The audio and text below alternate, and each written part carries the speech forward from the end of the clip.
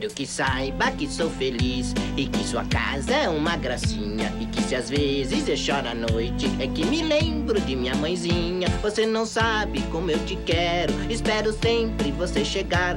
Você não sabe, mas fico triste todas as vezes que você não está.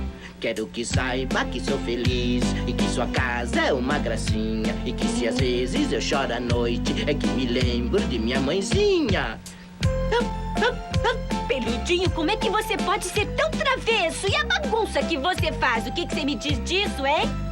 Você se lembra daquele tempo quando puxava o meu rabinho e não parava nenhum momento de esfregar o meu focinho? Por isso eu peço, tenha paciência, deixe que eu cresça até eu parar. Eu bem entendo.